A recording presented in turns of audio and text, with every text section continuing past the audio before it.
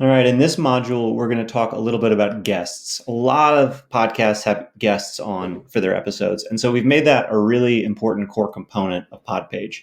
And in this case, we're going to use Tim Ferriss as an example.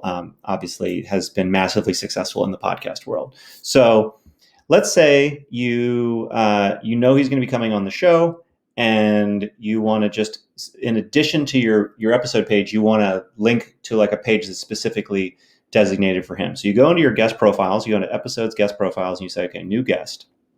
His name, Tim Ferriss. I've copied his biography over.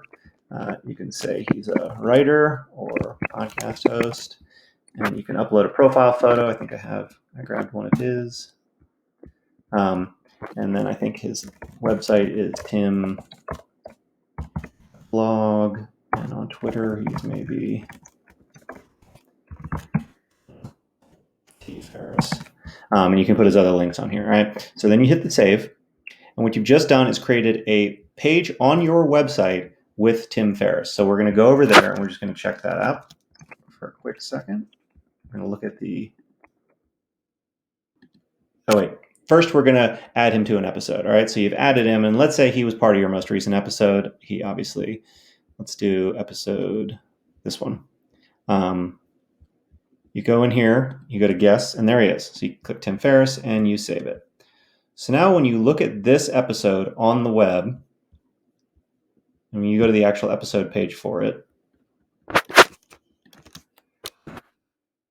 house hacking, let's say house hacking with Tim Ferriss, you can add stuff about him at the top, but then at the very bottom, you can see there's a whole guest profile. What's cool about this is it's got his links. When you click his name, there's a page on your site now for Tim Ferriss, which means we've submitted that to Google, and they, when people are searching for Tim Ferriss, like there's a presence for him on your website. This will help you rank for Tim, and it's got all the episodes that he's been a part of. So if you have a regular guest, this will show all the episodes that they've been on your page.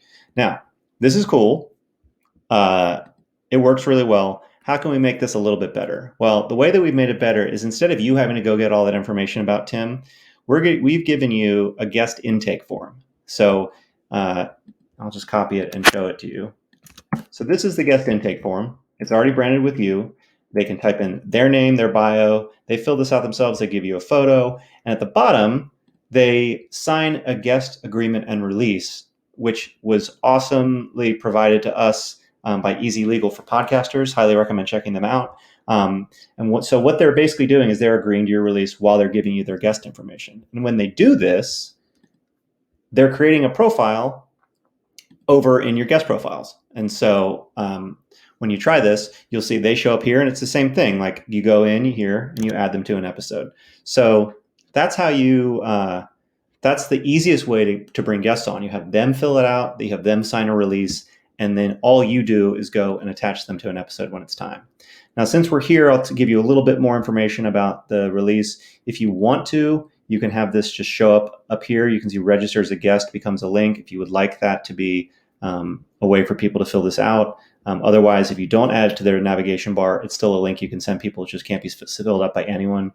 You can provide your own guest agreement. If you don't want any guest agreement, you can just take this off, and then they're not agreeing to anything. You can also put your own PDF up there that they're going to be agreeing to.